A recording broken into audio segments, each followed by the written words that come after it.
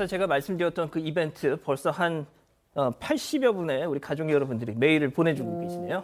자, 이 기자, 일단 부산에서 차량 추락 사고가 발생했네요. 네, 이게 지난 3일 낮에 부산에서 벌어진 일인데요. 40대 남매가 탄 승용차가 바다로 추락하는 사고가 벌어진 겁니다. 조수석에 타고 있던 오빠는 혼자 탈출을 했는데 여동생은 탈출을 하지 못해서 끝내 숨졌고요. 여동생은 발견 당시에 운전석에서 안전띠를 맨 상태였고 의식이 없었습니다.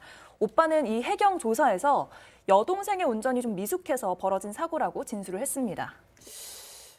자, 여동생의 운전이 미숙한 탓에 벌어진 사고다라고 오빠는 진술을 했지만 네, 이게 뭔가 냄새가 난다. 그렇죠. 사망, 돈, 보험 사기 부분이거든요. 보험 사기가 의심된다라는 정황을 발견했습니다. 뭐 보험 사기가 된다면 첫 번째 가장 중요한 게 보험금이 거액이 걸려 있고 그 수익자로 자신이 잡혀 있다라는 겁니다. 그것도 있지만 이런 어떤 사고 과정에서 좀 이상한 정황들이 봤어요. 첫 번째, 운전자를 동생으로 바꿔쳤는 거 아니냐라는 게 보였고요.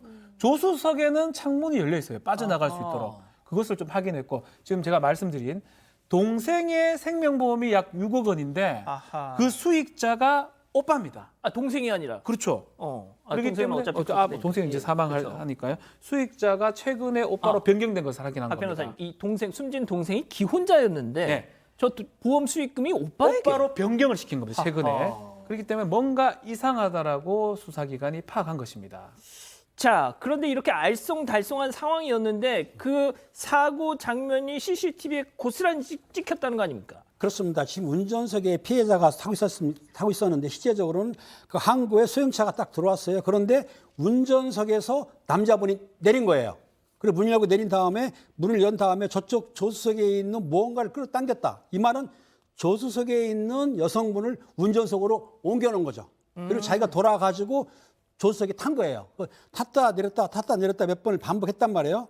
그런 뒤에 한 2시간 뒤에 차가 천천히 움직였다는 얘기는 이 얘기는 뭐냐면 차를 브레이킹을 하지 않고 중립을 했다는 거죠. 어허. 그것이 당연히 있는 거지. 그러다 보니까 차가 물에 빠져가지고 가라앉으니까 여성분은 운전석에서 그만 사망하게 된 거죠. 본인은 빠져나온 거고요. 하긴 이제 차가 이 바다 같은 데 빠지면 뭐 들어가자마자 훅 가라앉는 게 아니라 서서히 이렇게 그렇죠, 가라앉지 들어가죠. 않습니까? 이 언더길인데 브레이크를 단전히 당겨놓아야 되죠. 브레이크를 푸는 상태 같아요. 그러니까 차가 밀려 들어간 거죠. 그렇군요. 자, 그럼 여기서 두 번째 사건 체크포인트 짚어보죠.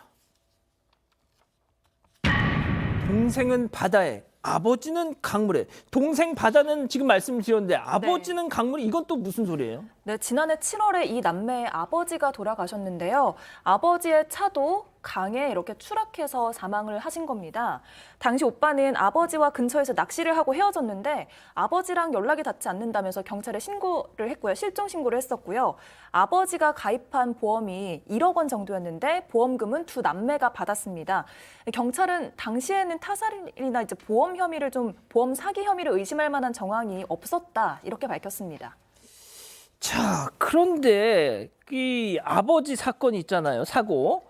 이것도 뭔가 좀 냄새가 난다 이런 가능성이 나왔다면서요. 왜냐하면 지금 좀 상식적으로 지금 시간이 1년 그 안쪽으로 3번의 사고가 똑같잖아요. 예. 다 자동차가 물속으로 들어가서 이 남성만 살아나고 네, 아버지도 동생도 사망한 사건이 게다가 이제 한 번은 또 동생이 사망하지는 않지만 비슷한 사고가 뭐 물에 빠졌다가 다 구조된 사건이 있었어요. 그러니까 3번이 이제 너무 유사하고 또 보험금이 다 이 A 씨한테만 가는 것이 보험사에서는 보험 사기가 좀 의심된다라고 얘기를 하니까 이제 이 아버지 사건까지도 다시 들여다보는 취재가 된 겁니다. 박 변호사님, 예. 진짜 누군가에게는 평생을 살아도 한 번 일어날까 말까한 사고가 왜 유독 이 아버지와 아들, 딸 사이에는 10개월 사이에 3번의 사고가. 그렇죠. 3번의 사고입니다. 2021년 7월 15일 날 아버지가 이 강에 빠져 사망을 하는데 당시 혼자 탔기 때문에 이 보험금 자체는 1억 7천만 원 아들, 딸들이 받아간 걸로 보입니다. 예. 두 번째 사고가 사실은 이 한 달 전쯤에 4월 18일 날 있었는데 이때는 생존을 합니다. 둘 다 살았었어요. 보험금을 받지는 못했던 걸로 보이고요.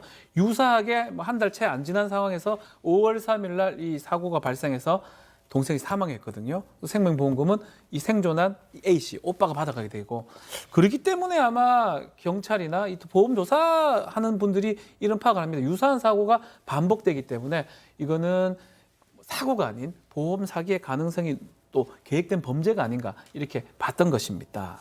팀장님 진짜 이은혜 사건 이후로 우리 가족 여러분들도 그렇고 저희도 그렇고 뭔가 이런 것만 보면 야 이거 그냥 색안경을 끼고 보게 돼요. 색안경을 끼긴 하지만 실제적으로 이 사건을 보게 되면 알다시피 운전자를 바꿔치기 했었고요.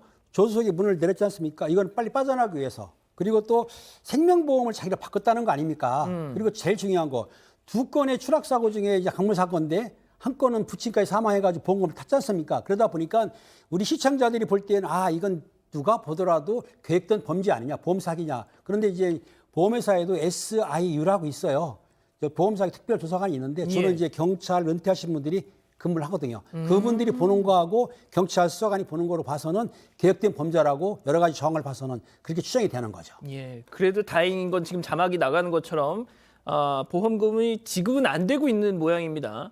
자, 그런데 박 변호사님, 네. 해경이 방금 이 사고인지 사건인지 아직은 좀 더 봐야겠지만 살인은 아니고 자살 방조인 것 같다. 쉽지 않습니다. 아버지 부부는 확인할 방법이 지금 없어요. 그렇기 때문에 살인 이런 얘기 하기가 어렵고요. 지금 여동생 부분인데 여동생이 지금 뇌종양을 앓고 있는 것으로 확인이 됐습니다.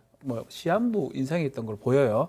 그래서 지금 얘기했던 걸 봤을 때는 여동생이 직접 본인 스스로 지금 목숨을 끊으려고 했던 그런 거고 이것을 도와주려고 하는 상황에서 사실은 극단적 선택을 하게 되면 보험금에 문제가 생길 수 있기 때문에 사고인 것처럼 만들었던 게 아닌가라고 경찰이 지금 파악하고 있습니다. 그렇다면 자살 방조죄 형법상에 그리고 보험 사기 특별방지법 위반 두 가지 혐의로 가는데 만약에 혹시나 직접 살해할 수 있는 그런 것들 정황들이 보인다 그러면 아니면 부작위한 살인죄가 성립한다면 자살 방조가 아닌 살인죄도 가능할 것 같습니다. 지금은 자살 방조로 봅니다. 박 변호사님 좀 네. 궁금한 게 아무리 자기가 시한부여서 지금 나를 받아놓은 상태라고 하더라도 자기 뭐가 됐든 그냥 이렇게 그 마지막이 돼서 죽는 거 하고 이렇게 스스로 이렇게 극단적인 선택을 하는 거하고 이 보통 다르죠. 그래서 아마 경찰에서 일단은